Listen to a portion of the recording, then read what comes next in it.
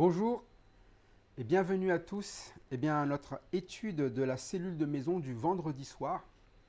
Donc tous les vendredis à 19 heures, on partage cette étude. Et l'idée, normalement, quand nous sommes en cellule de maison, c'est d'avoir des questions. On pourrait plutôt peut-être se poser la question de s'exhorter, plutôt de se dire comment puis-je appliquer ces études après les avoir entendues. C'est la question. Dans ma vie, comment puis-je l'appliquer? Et peut-être dans les petits groupes où nous sommes, partager cela. Comment je peux rendre ça de manière concrète dans ma vie? Parce que c'est concret, certes, c'est général, mais dans notre vie, en quoi contempler la gloire du Christ est quelque chose qui va changer ma vie? C'est la question qu'on va se poser par rapport à toutes nos études de manière générale. C'est ce qu'on appelle des exhortations. Ramener les gens à quoi? À mettre en pratique la parole de Dieu.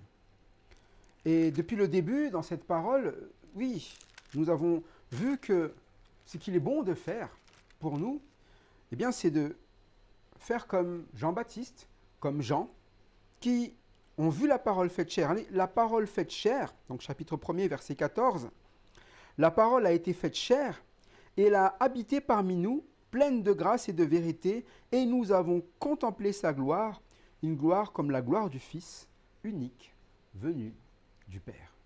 Donc c'est le verset clé de tout ce livre, c'est-à-dire qu'en Jésus-Christ, parole faite chair, en le voyant habiter au milieu de nous, nous voyons qu'est-ce que c'est que la gloire du Père. C'est-à-dire que pratiquement, concrètement, nous savons de quelle manière nous devrions nous comporter lorsque nous sommes au Père. Mais cette parole, lorsque nous l'avons reçue aussi, elle nous rend capables de devenir les enfants du Père, des enfants de Dieu. Donc, avec ce modèle parfait qui est celui de Christ, mais la parole parfaite qui est la parole de Christ, et lorsque vous recevez la parole de Christ, il ne vous laisse pas là juste en vous disant débrouillez-vous. Non seulement, vous l'avez vu au chapitre 3, oui, vous êtes nés de nouveau, mais naître de nouveau, c'est quoi? Avec cette parole, c'est naître d'eau et d'esprit. C'est-à-dire que non seulement il vous purifie, pour que vous puissiez être un enfant de Dieu. Mais non seulement il vous donne son esprit pour que vous puissiez quoi? Mettre en pratique la parole de Dieu. En cela, vous êtes dans le royaume de Dieu. Si vous n'avez pas été purifié, si vous n'avez pas l'esprit de Dieu, vous ne pouvez pas être dans le royaume de Dieu. C'est pour ça que naître de nouveau, oui, c'est voir, mais rentrer. Rentrer et vivre clairement la gloire de Dieu. Et c'est ce que Jésus-Christ a fait tout le long de sa vie sur terre. Il n'y a pas un instant où vous pouviez dissocier Jésus-Christ de la vie du Père. Il dit quoi? C'est ce que nous avons lu. Pleine de grâce et de vérité. C'est-à-dire que dans sa vie, il n'y avait pas de place pour autre chose que la grâce et la vérité. Et au verset 16 de ce chapitre 1er, il y a nous maintenant. Nous, qu'est-ce qu'on a à faire? Qu'est-ce qu'on a reçu? On va le relire. Quel est l'impact dans notre vie? Chapitre 1er, toujours, verset 16. Il est dit, et nous avons tous reçu de sa plénitude, et grâce sur grâce. Sa plénitude, plein de grâce et de vérité, maintenant nous avons reçu cela. Nous recevons cette vie en Jésus-Christ. Nous recevons quoi? Cette gloire qui vient du Père. Si nous avons reçu cette parole, la parole faite chair, c'est plein de grâce et de vérité. Nous, lorsque nous la recevons, grâce sur grâce, qu'est-ce qui doit grandir en nous? Oui, cette grâce, cette vie nouvelle est la vérité. Une pratique claire de ce que Dieu demande. C'est pour ça que l'évangile selon Jean est vraiment un évangile qui nous permet de contempler la gloire de Christ. Mais contempler veut dire quoi? Ça veut dire qu'on va vraiment l'observer pour s'associer. Quand Jésus dit aux disciples, viens et vois, c'est viens, vois, regarde et vis maintenant. Vis cette vie. Vis la vie de celui qui vient du ciel. Il n'y en a qu'un seul, c'est Jésus-Christ. C'est l'appel pour chacun d'entre nous. Et c'est pour ça que Jésus-Christ, lorsqu'il se trouve à la rencontre des personnes, comme à la rencontre par exemple de Nicodème, il va lui dire quoi? Vis ma vie, il faut que tu naisses de nouveau, tu ne peux pas le vivre dans l'état actuel où tu es. Il faut que tu vives ma vie, il faut que tu naisses de nouveau, il faut que tu sois né d'eau et d'esprit, il te faut l'esprit de Dieu, il te faut la purification, être pur. Et c'est par la parole, simplement, que vous pouvez vivre cela. C'est pour ça que toute chose a été faite par la parole et rien ne se fait sans elle. Le problème, c'est quand les gens se disent qu'on peut faire autrement sans la parole de Dieu. On peut voir le royaume sans la parole. On peut entrer dans le royaume sans la parole. Mais c'est la parole qui a fait toute chose et rien ne se fait sans elle. C'est pour ça que nous amenons toujours l'enseignement de la parole de Dieu, afin que vous puissiez vivre le royaume de Dieu. C'est déjà la démonstration que l'on devrait comprendre lorsque l'on voit la vie de Christ. C'est pour ça qu'à Nicodème, il lui rappelle les Écritures. Et à quoi servent les Écritures? Les Écritures vont te faire comprendre, Nicodème, que lorsque la lumière vient, elle chasse les ténèbres. Mais toi, Nicodème, peut-être que la lumière vient dans ta vie et que tu préfères les ténèbres. Donc tu ne pourras pas vivre la vie de Dieu. Tu ne reçois pas la lumière. C'est là déjà ton jugement. Le jugement de tous les hommes, mes amis, c'est qu'ils refusent la parole de Dieu. C'est ça le jugement. Et si vous refusez la lumière, automatiquement vous êtes où? Dans les ténèbres, c'est là où vous étiez déjà. Et les gens se plaignent, pourquoi il fait noir? Et puis quand tu allumes la lumière, ah non, il s'enfuit. Pourquoi est-ce que je vis du calvaire dans ma vie? Pourquoi est-ce que je n'ai pas d'assurance? Pourquoi j'ai ce sentiment de haine? Pourquoi est-ce que... Mais pourquoi? Pourquoi le mal dans ma vie? Parce qu'il n'y a pas la lumière. Ce n'est pas parce que Dieu a créé le mal. Non, c'est l'absence du bien qui fait que le mal est là. C'est l'absence de lumière qui fait que les ténèbres sont là. Voilà pourquoi vous devez recevoir quoi? La lumière. C'est pour ça que Jésus-Christ est venu quoi? Ramener cette lumière. Je suis la lumière, il dira. Suivez-moi, vivez en moi. Et c'est ce qu'il veut ramener à Nicodème. Et c'est déjà vrai depuis. Ce sont seulement ceux qui se sont appuyés sur la parole de Dieu, appuyés sur les promesses de Dieu, eh bien, qui ont toujours été sauvés. Pas ceux qui se sont appuyés sur leur force, leur capacité à accomplir les exigences de Dieu. Non, les promesses de Dieu. Si tu crois au Seigneur Jésus-Christ, tu seras sauvé. C'est une promesse que tu seras sauvé. Et ici, la Samaritaine, elle a entendu une promesse. Nous savons que quoi? Et c'est ce que l'on va lire encore aujourd'hui pour reprendre. Jean 4, verset 25, elle va se rappeler d'une promesse. Hein, Jésus-Christ, vous vous rappelez, il voit cette Samaritaine, c'est une femme, et en plus une Samaritaine, il n'y a pas de relation avec les Samaritaines, et normalement, pour eux, on ne parle pas à une femme, quoi, mais puis franchement, il y a des hommes là à sauver, les femmes, c'est second plan. Mais Jésus est en train de parler à une femme, et une Samaritaine, dans un lieu qui n'est pas un lieu très appréciable des Juifs. Mais il fait cas de la vie de la Samaritaine. La Samaritaine qui a un petit problème. La Samaritaine qui a un péché dans sa vie. Et Jésus-Christ vient ramener la lumière. La Samaritaine va reconnaître, mais tu es un prophète. Il a dit quoi? Jésus, va chercher ton mari. Et j'ai pas de mari. Elle n'a pas de mari.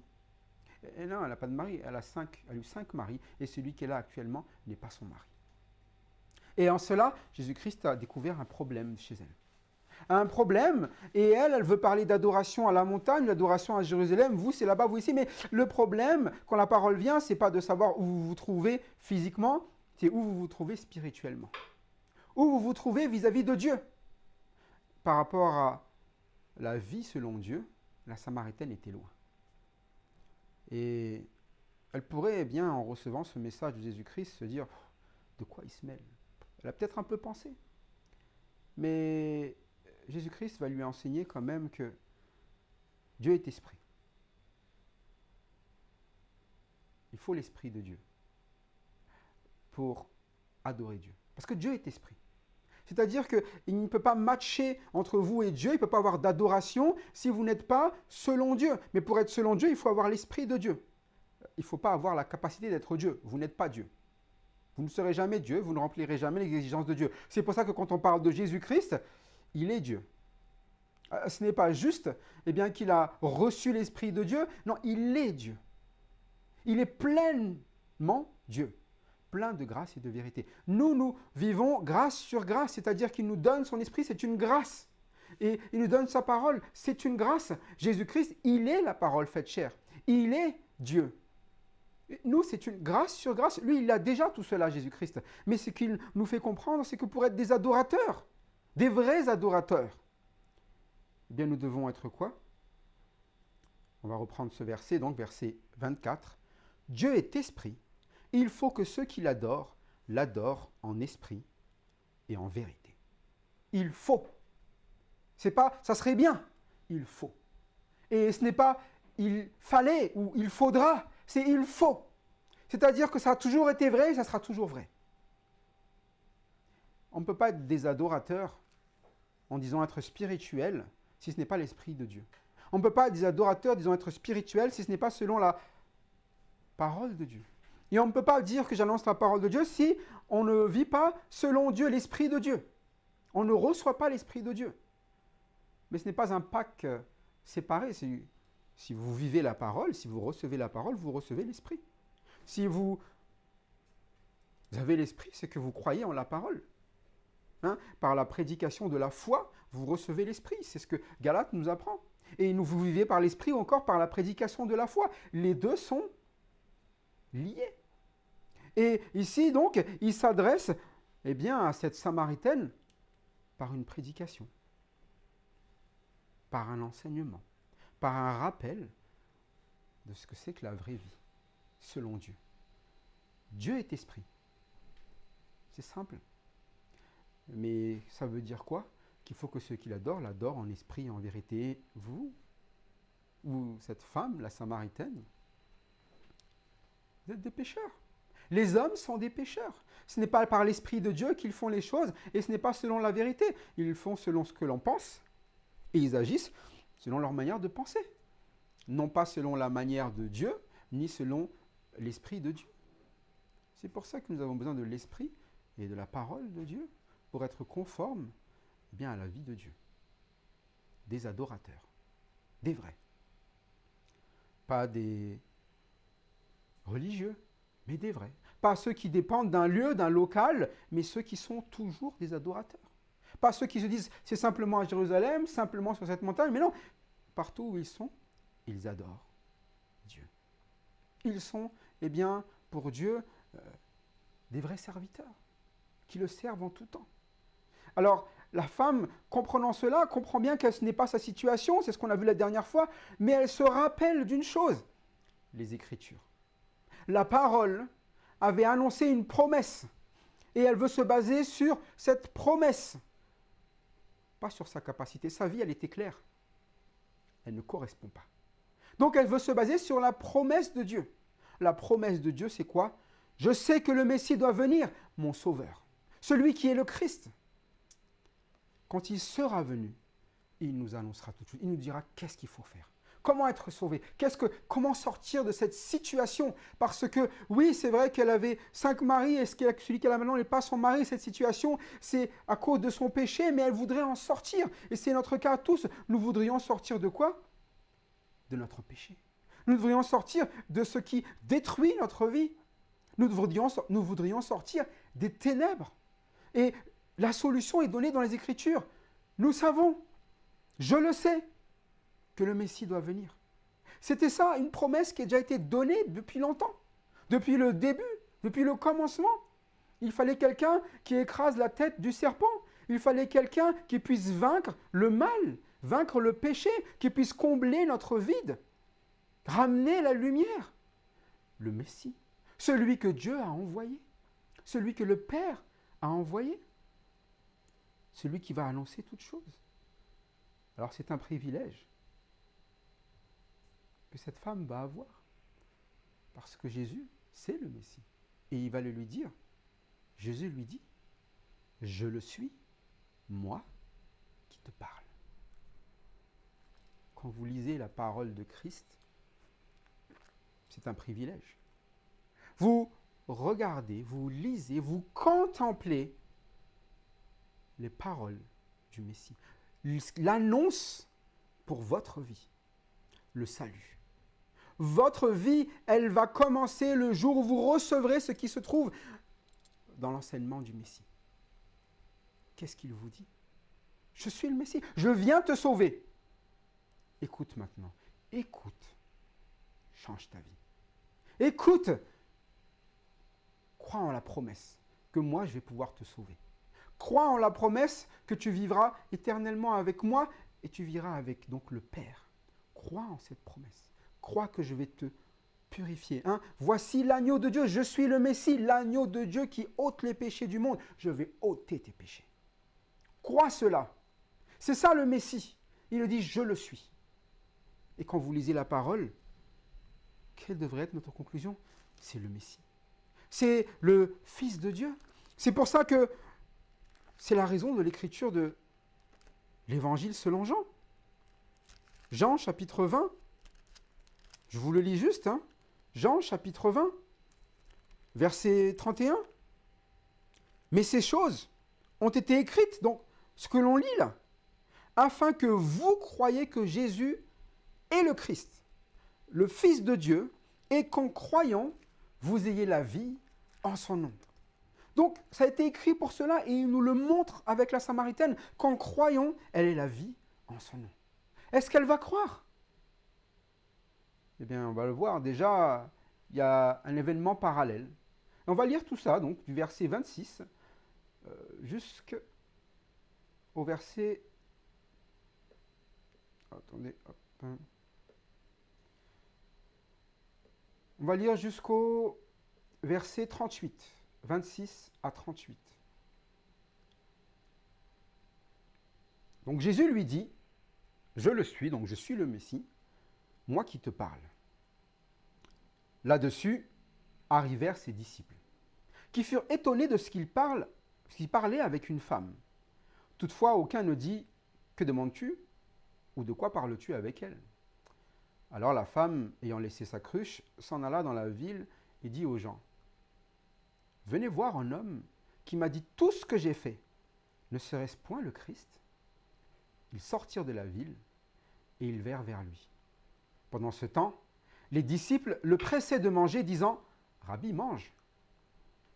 Mais il leur dit, j'ai à manger une nourriture que vous ne connaissez pas. Les disciples se disaient donc les uns les autres, quelqu'un lui aurait-il apporté à manger? Jésus leur dit, ma nourriture est de faire la volonté de celui qui m'a envoyé et d'accomplir son œuvre. Ne dites-vous pas qu'il y a encore 4 mois jusqu'à la moisson? Voici, je vous le dis, levez les yeux et regardez les champs qui déjà blanchissent pour la moisson. Celui qui moissonne reçoit un salaire et amasse des fruits pour la vie éternelle, afin que celui qui sème et celui qui moissonne se réjouissent ensemble. Car en ceci, ce qu'on dit est vrai. L'un sème et l'autre moissonne.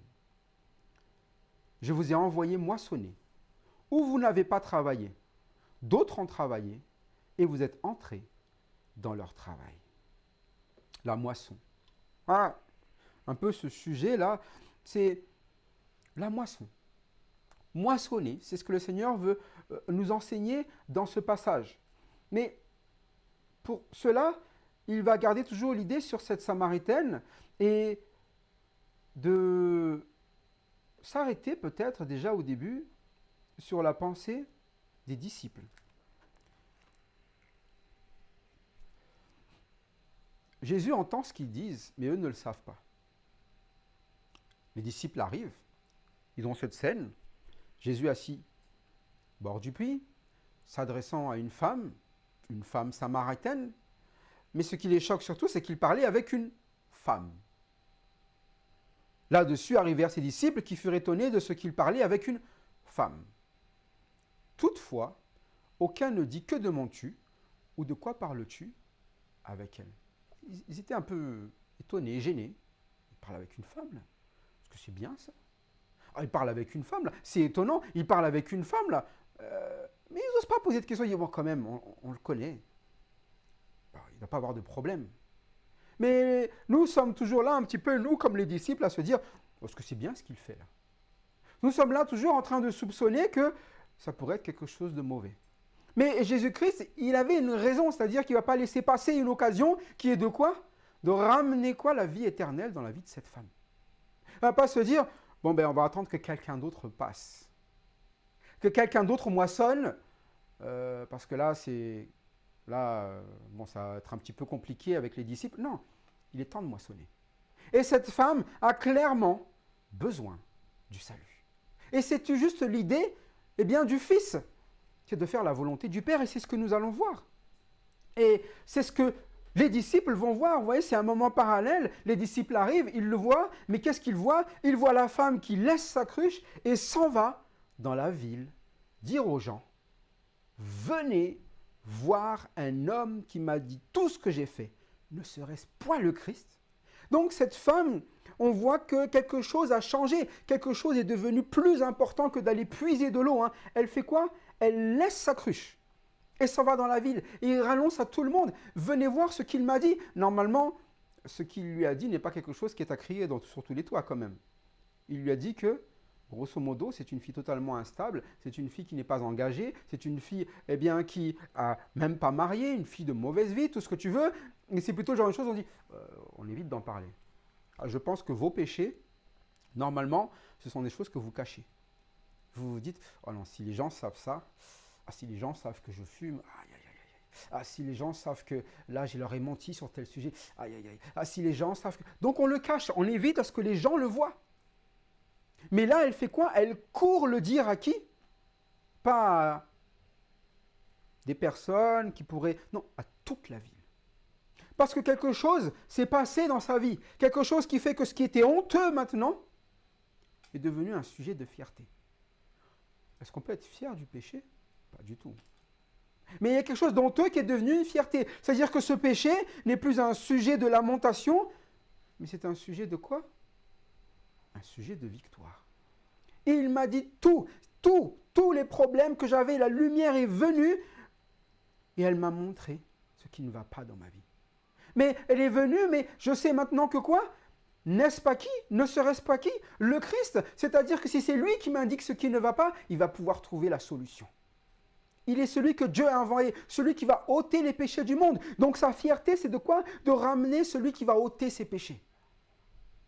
Il va ôter les péchés du monde. Il va ôter mes péchés. C'est pour ça qu'elle en est fière devant la ville. Ne serait-ce point le Christ? C'est lui qui sauve. Il a compris ma vie. Il a compris mon besoin. Mais lorsque vous vous cachez dans les ténèbres, vous préférez l'œuvre des ténèbres, vous n'allez pas crier dans la ville.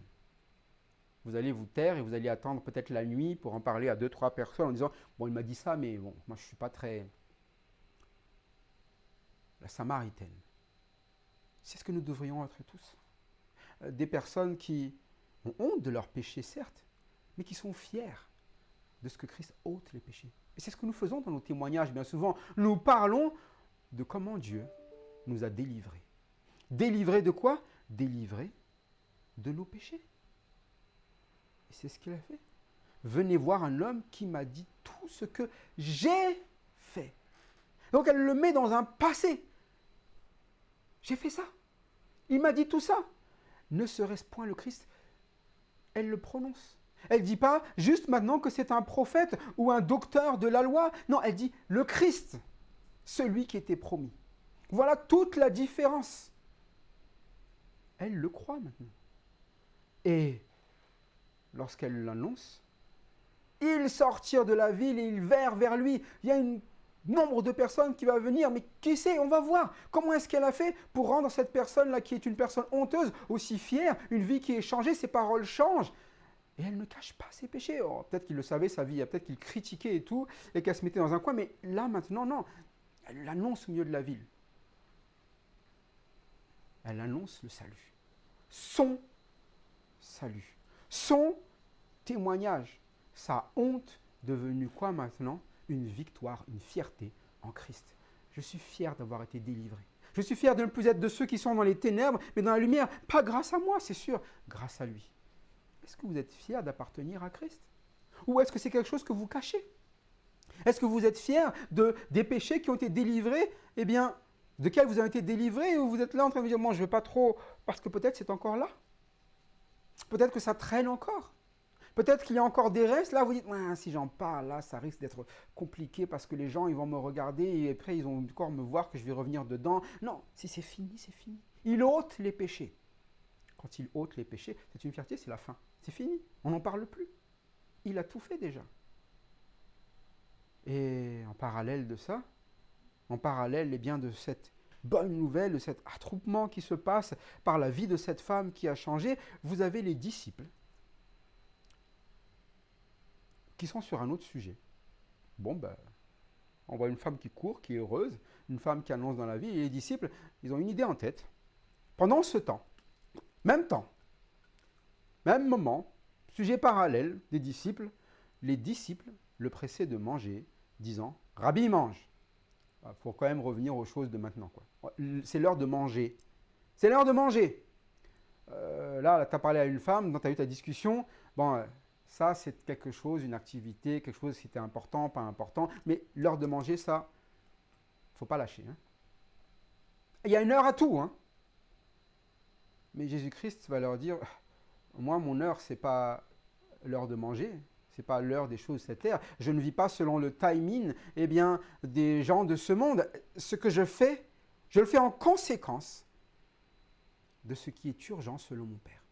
C'est pour ça qu'il a arrêté parler à cette femme. Et quand il dit cela aux disciples, c'est pour leur expliquer aussi quoi? Il ne s'agit pas de penser comme vous pensez. Ah, on parle à cette femme, on ne parle pas, c'est une Samaritaine, on ne parle pas. Ben, il va falloir qu'un autre Samaritain lui parle. Il va falloir qu'on ramène là une femme pour parler à cette femme. Il faut tout un bloc de trucs bizarres jusqu'à ce que la personne elle puisse peut-être un jour entendre l'évangile parce que vous estimez que dans vos règles, il y a plein de choses à appliquer d'abord. D'abord, l'heure de manger. Tergiverse pas sur l'heure de manger. D'abord, on va faire ceci. Non, il dit quoi? Il leur enseigne. Qu'est-ce que vous devez faire hein? Pendant que vous pensez à manger, pendant que vous oubliez ce que c'est que l'importance que cette femme connaisse l'évangile, il leur dit quoi? Il leur dit, j'ai à manger une nourriture que vous ne connaissez pas. Certains disent que oui, cette nourriture, c'est quelque chose que les disciples ont fait avant. Non, il dit une nourriture que vous ne connaissez pas. C'est-à-dire qu'il est en train de leur parler de quelque chose qu'ils ne savent pas encore faire. De quelque chose qu'ils ont besoin de faire. Donc quelque chose dont ils ont besoin de se nourrir. Mais cette nourriture-là, il affirme, vous ne connaissez pas. Des disciples ont besoin de connaître la nourriture de Christ. Contempler la gloire de Christ, c'est voir de quoi il se nourrit. Et que nous puissions dire, de quoi est-ce que je dois me nourrir? Mais c'est pour ça que Christ est venu pour nous montrer de quoi je dois me nourrir, à quoi doit ressembler mon hygiène de vie quotidienne. Est-ce que c'est l'heure des repas? Et que c'est ça qui va diriger mon timing? C'est ça qui va dire, à telle heure je fais ça, à telle heure je fais ci, parce que mon programme c'est ça, ci, cela? Ou est-ce que c'est la nourriture de Christ? La nourriture de Christ, c'est quoi? Qu'est-ce qui dirige son temps? Les disciples, en tout cas, ne comprenaient pas du tout cette question. Les disciples se disaient donc les uns les autres, quelqu'un leur-il apporté à manger? Les disciples, c'est nous ça. On nous parle de choses célestes, vous ne connaissez pas ma nourriture, au lieu de se poser la question, mais de quelle nourriture il s'agit? Si on ne le connaît pas, dis-nous ce que c'est, on en veut. Comme cette soif d'eau, donne-moi toujours de cette eau, donne-moi toujours cette nourriture, c'est quoi ta nourriture? Non, les disciples, c'est quelqu'un lui a amené à manger, toujours dans les choses de ici, là, terrestre. Ils ne demandent rien pour eux. Ils sont en train juste de dire, mais qu'est-ce qu'il veut là? Quelqu'un lui a donné à manger? Il a mangé où? C'est quoi le problème? Non, il est en train de parler de sa nourriture. Est-ce que vous avez regardé de quoi se nourrit Jésus-Christ? Les disciples qui le suivent depuis déjà quelque temps, est-ce qu'ils ont pu contempler, mais qu'est-ce qui est vraiment la priorité de Jésus-Christ? Et nous, lorsque nous consultons la parole, comment cela nous impacte? Est-ce qu'on se dit, je vais prendre les priorités de Christ pour en faire mes priorités? Est-ce que je vais faire de la vie de Christ ma vie? Ou est-ce que l'on décide de faire quoi? Toujours de rester dans nos habitudes. C'est quoi nos habitudes? C'est l'heure de manger. C'est ça la logique de cette heure-ci. Et est-ce que vous avez mangé? Et quelqu'un le ramenait à manger? Est-ce que c'est ça le... Souvent, vous savez, on parle toujours de Marie et Marthe, et un peu de Marthe là, qui s'agite, qui s'inquiète pas grand-chose parce qu'elle pense aux choses du quotidien et on pense toujours, exemple, elle. Mais vous savez, les disciples étaient pareils. Hein. Les disciples, ils ne s'occupaient pas de la part qui était la bonne. Vous avez déjà la Samaritaine qui avait la bonne part. Elle était à l'écoute. Et elle est repartie avec l'évangile. Ici, vous avez les disciples, pareil. Ils s'agitent pourquoi? Pour le repas. Mange, presse-toi de manger. Et ils s'agitent pourquoi? C'est le moment, c'est ça que tu dois avoir. C'est comme ça le service qu'on doit te rendre. Mais Jésus-Christ leur enseigne quoi? Non, non, non. Ma nourriture.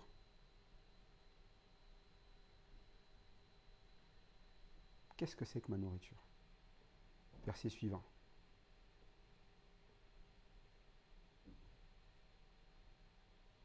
Ma nourriture est de faire la volonté de celui qui m'a envoyé et d'accomplir son œuvre. Voilà quelque chose d'important à retenir pour notre vie. Il faut retenir que les vrais adorateurs adorent en esprit et en vérité. Donc ce n'est pas une question d'endroit, c'est là où vous êtes. Quand la parole de Dieu, eh bien, c'est quelque chose qui vous permettra de ne plus avoir soif. C'est-à-dire qu'il va satisfaire votre vie. La parole de Dieu, c'est ça. Toute votre vie sera satisfaite. Tu n'auras pas toujours besoin de chercher autre chose. Mais ici, maintenant, on parle de nourriture. Ce qui fait ce que vous êtes. La nourriture, quand vous mangez quelque chose, vous devenez votre nourriture. Vous savez ça, vous devenez des protéines, des glucides, des lipides. Ce qu'il y a dans la nourriture, il dit sa nourriture. Ce qu'il fait dans sa vie, ce qu'il devient dans sa vie, c'est à cause de ce dont il se nourrit. Et il se nourrit de quoi? De la volonté de celui qui l'a envoyé d'accomplir son œuvre. Première question, c'est qui a envoyé Jésus-Christ? Il a dit, je suis le Messie, l'agneau de Dieu, qui ôte le péché du monde. Il est celui que le Père a envoyé, le Fils unique venu du Père. Et il avait donc quoi? Une mission, quelque chose qui lui a été demandé, d'annoncer le royaume de Dieu, de mourir à la croix pour que l'on puisse vivre le royaume de Dieu, de payer pour nos péchés, ôte les péchés du monde. Il avait ce rôle-là. Et donc, qu'est-ce qu'il va faire? Est-ce qu'il va faire les choses pour avoir une vie sur cette terre, selon, eh bien, comme tout le monde, avec le timing, le confort, tout ce que les hommes font? Et non, sa recherche, c'est quoi? La volonté de celui qui l'a envoyé et accomplir son œuvre. C'est-à-dire qu'à chaque fois qu'il va faire quelque chose, quand il voit la Samaritaine, c'est quoi l'œuvre de Dieu? L'œuvre de Dieu, c'est quoi? C'est de faire connaître sa gloire à cette femme. L'œuvre de Dieu, c'est de sauver cette femme. L'œuvre de Dieu, c'est que Dieu a tant aimé le monde. L'œuvre de Dieu, c'est d'aimer le monde, qu'il a donné son Fils unique afin que quiconque croit en lui ne périsse point, mais qu'il ait la vie éternelle. Donc quand il voit cette femme, il va accomplir l'œuvre. Je suis celui, c'est ce que Jésus va dire, qui va quoi? Qui va donner ma vie pour qu'elle ne périsse pas. Donc il va donner sa vie, même dans la mauvaise réputation. Il parle à une femme et une Samaritaine, peu importe. Elle va périr. Elle va périr, alors je vais faire quoi? Je vais ramener le salut dans sa vie. C'est l'œuvre de Christ. Pourquoi? Parce qu'il fait l'œuvre du Père. Il aime ceux qui sont devant lui. Il n'est pas là en train de calculer si elle doit être aimée ou pas aimée et quand est-ce qu'il va l'aimer. Si quelqu'un d'autre s'en occupe, c'est tant mieux. Non. Le problème avec Jésus-Christ, quand vous le voyez marcher, c'est qu'à chaque fois qu'il voit des gens dans la détresse, il ne peut pas ne pas s'arrêter. Parce qu'il aime. Mais la détresse spirituelle, c'est ce qu'avait la Samaritaine. Il n'y a pas plus grave que ça. S'il ne s'arrête pas pour une détresse spirituelle, pourquoi s'arrêterait-il alors? Nous, on pense toujours à Jésus qui s'arrêtait pour des miracles. Mais les miracles, ils servent à ce que vous croyez, à sauver ensuite ceux qui croient dans le Messie. Croient que Jésus-Christ est le Messie pour qu'ils viennent à l'écoute de la parole, pour qu'ils croient qu'il vient parler au nom de Dieu. Ça sert à ça, les miracles. Mais lorsque les miracles sont passés, ce n'est pas ça qui va vous sauver. Ce n'est pas en changeant l'eau en vin que dire oh, « je suis sauvé, l'eau est changée en vin ». Enfin, on va pouvoir boire un bon verre. Ce n'est pas ça le salut. Le salut, c'est de croire que Jésus est le Messie. Et là, cette Samaritaine avait l'occasion de croire en cette parole qu'elle connaissait. Le Messie doit venir. Et les disciples ici, ils ont l'occasion de voir, eh bien, Jésus-Christ mettre en pratique la vie de quelqu'un qui a été envoyé par Dieu. Accomplir l'œuvre de Dieu. Souvent, c'est difficile pour nous, parce que nos obligations sur cette terre nous freinent, pensant que c'est prioritaire. C'est l'heure de manger, presse les gens pour manger. Ils les pressent, hein, les disciples, hein. Ils le pressent pour manger. Mange, Rabbi. Ça, c'est pressé, ça, c'est urgent. Mais la Samaritaine, il s'étonne. Qu'est-ce que tu vas parler à une femme comme ça? Mais il va leur dire quelque chose. Ne dites-vous pas qu'il y a encore 4 mois jusqu'à la moisson? On a le temps. Il y a encore 4 mois. Voici, je vous le dis. Donc, ne dites-vous pas. Donc ça, c'est ce que vous vous dites. Il y a le temps. C'est ce que vous vous dites. Ça peut être géré plus tard. C'est ce que vous vous dites à chaque fois. Mais il dit quoi? Je vous le dis. Levez les yeux et regardez les champs qui, déjà, blanchissent pour la moisson. Pourquoi est-ce que nous nous tenons à l'écart et que nous ne moissonnons pas? C'est parce que nous disons qu'il y a le temps.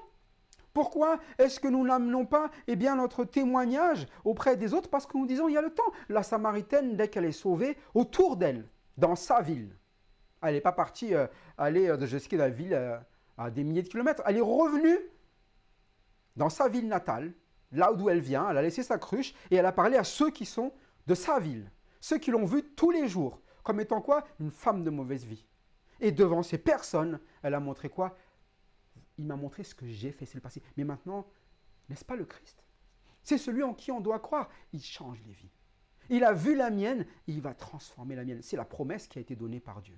Je le crois. Et les disciples ici, la promesse qu'ils ont été donnée, c'est que Jésus-Christ est venu ça aussi, ramener le royaume de Dieu. Mais il dit aux disciples, regardez, les champs sont blancs. Les champs qui blanchissent déjà pour la moisson.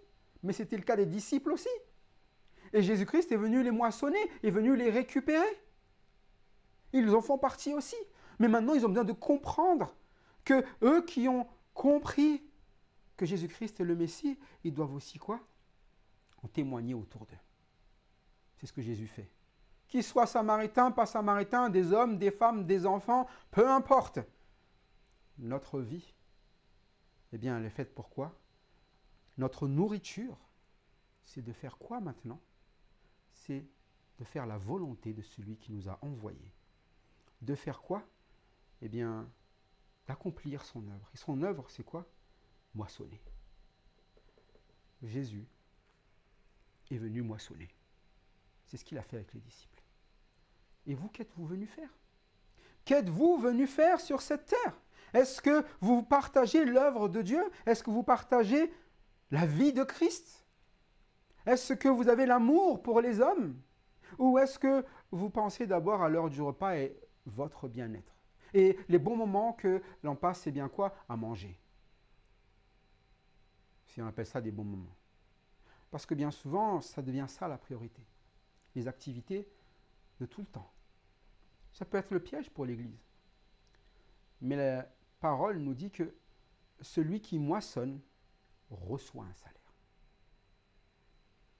Celui qui moissonne, il reçoit un salaire. C'est-à-dire que le gagnant, ce n'est pas celui qui est moissonné, c'est celui qui moissonne.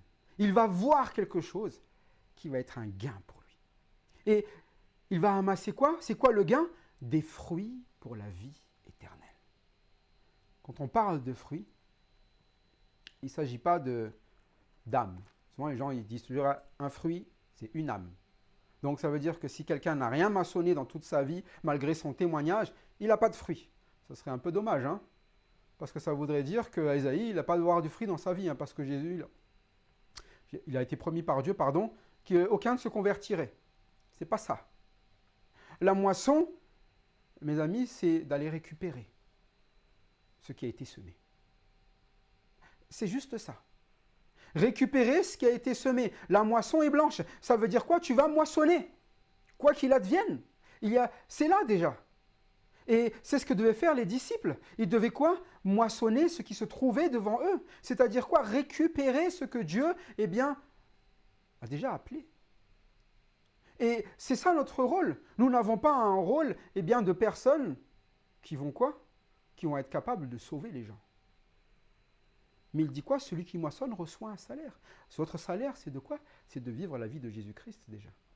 Celui qui récolte. Celui vers qui on amène. Vous allez voir une vie qui est transformée, une vie qui se soucie des affaires de Dieu, une vie qui vit le royaume de Dieu. Parce que si vous pensez que c'est une question simplement de nombre de conversions, Jésus n'est pas un très bon maçonneur. Ben non. Très souvent, vous savez, il y a des foules qui suivent et vous dites combien est-ce qu'il va en rester? Et vous le verrez, parfois, eh bien, ils sont 5000 à le suivre quand il y a un miracle. Mais il n'y en a plus que 12 à la fin, quand il s'agit de vivre vraiment la vie, les paroles de la vie. C'est pour ça que nous allons faire quoi? Simplement accomplir l'œuvre de celui qui nous a envoyés. C'est ce qui nous est demandé. Ma nourriture, c'est de faire la volonté de Dieu. C'est ça, moissonner. C'est des personnes qui vont simplement faire ce qu'on leur demande. Va ici et récupère. Va là-bas et fais ceci. Et c'est ça le fruit que nous allons recevoir. C'est une vie qui est conforme à Dieu. C'est avant tout cela. Et vous verrez sûrement des personnes qui seront au Seigneur, qui grandiront dans le Seigneur. Et c'est ce que fait aussi Jésus. Il prend ses disciples. Il est en train de quoi? De récolter du fruit chez eux. Parce que ce sont des personnes qui ne comprennent pas ce que c'est que la nourriture qui est la sienne. La volonté de celui qui l'a envoyé. Et donc, vous allez récolter ça aussi comme fruit. De vous-même vivre la volonté de Dieu. Mais d'amener des personnes à vivre la volonté de Dieu. Il ne s'agit pas juste d'une conversion. Il s'agit aussi que votre vie soit un impact pour ceux qui sont peut-être déjà en Christ. Ceux qui ont cru que Christ est le Messie. Hein? Celui qui moissonne reçoit un salaire et amasse des fruits pour la vie éternelle, afin que celui qui sème et qui moissonne se réjouisse ensemble. Celui qui sème n'est pas celui qui moissonne. Rarement. En tout cas, il y a des choses qui ont été semées il y a déjà quelques temps, mais nous, notre travail, souvent, c'est de moissonner. Moissonner le travail de celui qui sème. Celui qui sème, avant tout, c'est la parole qui est semée. Donc, celui qui sème, c'est le Seigneur. Il sème déjà. Celui qui sème, c'est Dieu déjà. Mais déjà, dans la pratique, il y a des choses qui ont été semées. Cette Samaritaine, elle a dit une chose par rapport au Messie. Elle sait que le Messie doit venir. Mais comment elle le sait? Si la parole n'a pas déjà été semée à un moment donné. Si quelqu'un n'a pas déjà accompli l'œuvre demandée par le Père. Elle est au courant parce que quelqu'un a déjà semé. Et Jésus-Christ vient là juste rappeler des choses. Pourquoi? Pour moissonner. Et c'est ce qu'il enseigne aussi aux disciples. Vous, maintenant, vous allez faire quoi? Vous allez moissonner. Celui qui sème et celui qui moissonne se réjouiront ensemble. Il n'y en a pas un qui va dire « Ah non, moi, je n'ai pas vu la moisson. Moi, je ne veux pas semer. » Ce n'est pas lui qui va récolter. Et l'autre qui va moissonner en se disant « Ouais, j'ai tout, c'est grâce à moi. » Non, c'est celui qui a semé. C'est-à-dire qu'il s'agit de se réjouir ensemble. Il ne s'agit pas de se dire « Ah non, mais laissez les autres qui ont semé, c'est nous qui allons récolter, c'est l'autre qui... » Ce n'est pas un concours. Ce n'est pas ça le fruit. Le fruit, c'est quoi? C'est de faire la volonté de Dieu. Et d'amener les autres à faire la volonté de Dieu. La volonté de celui qui nous a envoyés. Je dis la volonté de Dieu parce que je parle déjà de Jésus-Christ. Je parle des prophètes. Maintenant, si on parle des disciples, eh bien, il redit ceci. Car en ceci, ce qu'on dit est vrai. L'un sème, l'autre moissonne. Voilà un tandem. Quelqu'un a semé. Jésus-Christ a récolté la Samaritaine, mais quelqu'un a semé avant pour la Samaritaine. Et pour les disciples, ils vont moissonner, mais quelqu'un a semé avant. Mais il va nous dire, je vous ai envoyé moissonner où vous n'avez pas travaillé. D'autres ont travaillé et vous êtes entrés dans leur travail. Donc ceux qui ont travaillé, c'est qui? Ce n'est pas ceux qui ont moissonné. Apparemment, hein. Je vous ai envoyé moissonner où vous n'avez pas travaillé. Il y a deux choses à comprendre là-dedans. Il rappelle, hein, ma nourriture, donc à Jésus-Christ, c'est de faire la volonté de celui qui m'envoie et d'accomplir donc ses œuvres. Donc qui a envoyé Jésus-Christ? C'est Dieu le Père. Maintenant, il dit, je vous ai envoyé. Donc qui envoie les disciples maintenant? C'est Jésus-Christ. Et Jésus-Christ, il va s'adresser aux disciples pour qu'ils accomplissent quoi? Sa volonté et son œuvre. Ça veut dire que nous n'allons plus passer selon l'ordre du Père, c'est l'ordre du Fils maintenant.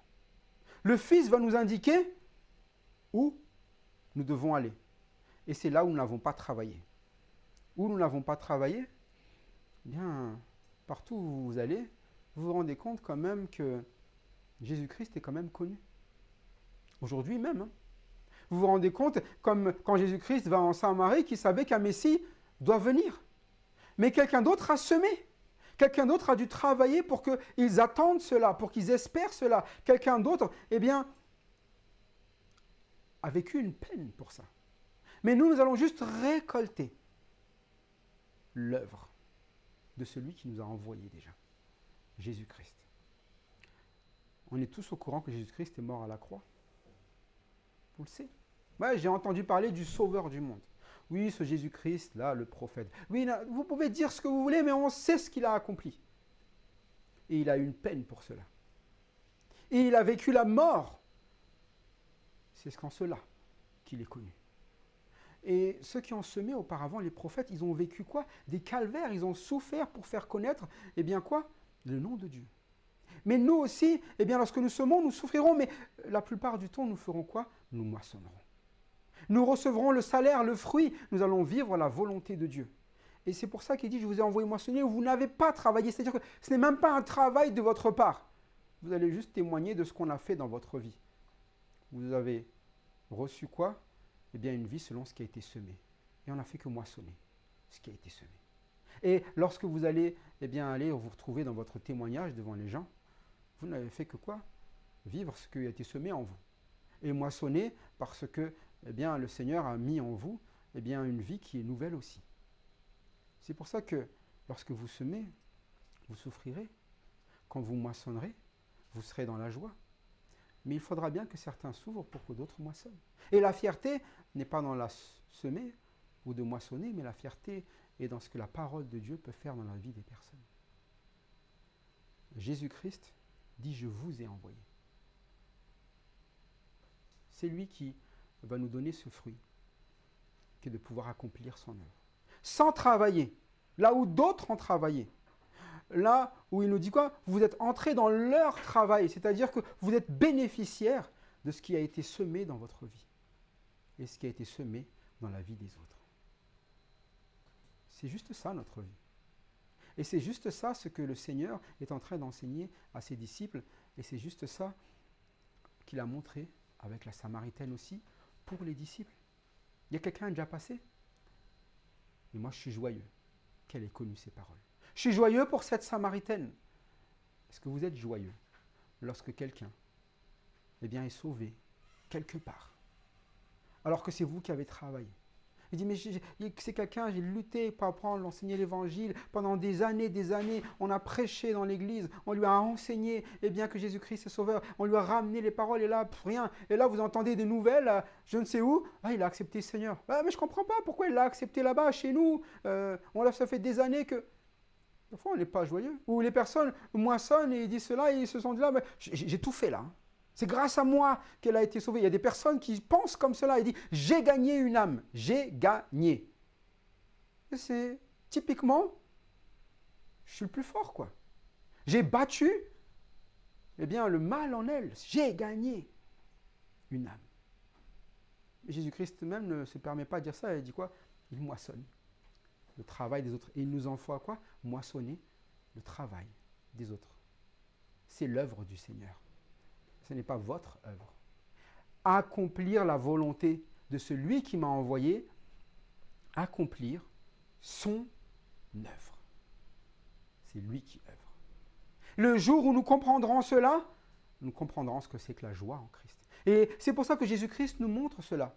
Il est dans la joie. Et pourtant, il vient de moissonner juste. Quelqu'un est déjà passé. Ma question pour nous aujourd'hui maintenant, c'est est-ce que nous sommes toujours comme les disciples? Pratiquement, si vous vous posez la question, comment mettre ça en pratique? Est-ce que vous êtes toujours là comme les disciples, vivant les choses eh bien, selon vos urgences? C'est l'heure du repas. Vous occupons pas de ce qui est vraiment l'œuvre du Seigneur, parce que vous avez quand même un quotidien à suivre, une habitude, une manière de voir habituelle. On ne parle pas à une femme. C'est l'heure de manger. C'est ceci, c'est cela. Une habitude, une tradition. ce que vous voulez. Ou vous vivez juste les priorités du Seigneur. Si vous vous retrouvez avec l'occasion de moissonner, c'est l'occasion d'en parler du Seigneur. Allez, on y va. Est-ce que vous vous retrouvez peut-être dans une occasion, peut-être où vous devez semer et souffrir? Qu'on le fasse. Mais dans tous les cas, que vous moissonnez, que vous souffrez, est-ce que vous êtes dans la joie aussi?